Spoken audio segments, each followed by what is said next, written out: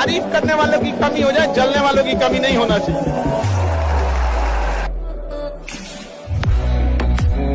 हमेशा याद रखिएगा, अकल बादाम खाने से नहीं, ठोकर खाने से आती है। जितना ज्यादा आप ठोकर खाएंगे उतने ज्यादा अकल आने वाली है।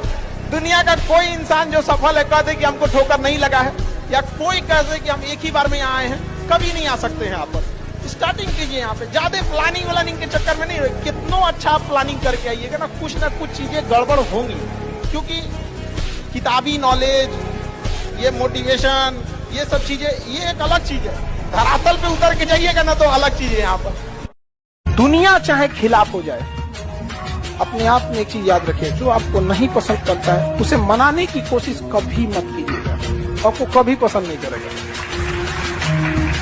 एक शायर ने कहा था कि बड़े कमबख्त हैं ये गुब्बारे, चंद सांसों में फूल जाते हैं, थोड़ी सी ऊंचाई पाकर अपनी औकात भूल जाते हैं।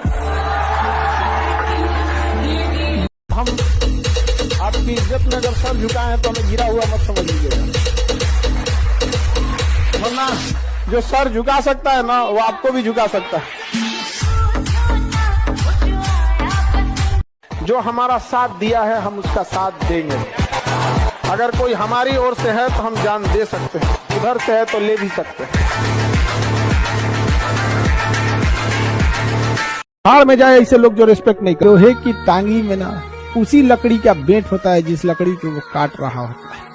यानी याद रखिएगा, जब तक आपके अपने ना मिले हो कोई काट नहीं सकता आपको। रावण को भी गिराने के लिए किसकी जरूरत थी? विभीषण की। अगर कभी साथ ही खड़ा होना है तो उसके साथ खड़े हुए जिसके साथ कोई नहीं खड़ा होता है। नहीं समझ में आया? मजा है हारी हुई बाजी खेलने में, नहीं समझे? जीती हुई बाजी में क्या रहता है? अच्छे इंसान और अच्छी किताबें जल्दी समझ में नहीं आता है, वक्त लगाना पड़ता है, बहुत दूर तक जाना पड़ता है ये जानने के लिए कि करीब कौन था। हमेशा याद रखिएगा, दुनिया भले धोखा दे सकती है आपको, सरस्वती कभी धोखा नहीं देगी, कभी नहीं। इसलिए आप ईमानदारी से पढ़िए, ईमानदारी से।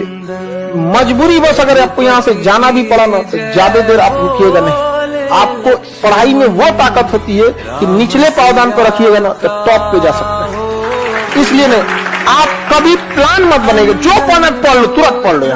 कि अगर कोई आपको लात मारा है, फिर उस जगह पे जाइए अपने आप को पहुंच के कि उसको पछतावा, और बच्चों से कहे कि अगर मुझसे ना होता ऐसा पाप तो यही होते तुम्हारे बाप। जीवन में अगर आगे बढ़ना है, एक चीज बांध लीजिए आप लोग, या तो मिलेगी कामयाबी या तो मिलेगा प्रेम। समझ आ गया कि नहीं आ गया? या तो किसी का पति बनिए या तो करोड़पति बनिए।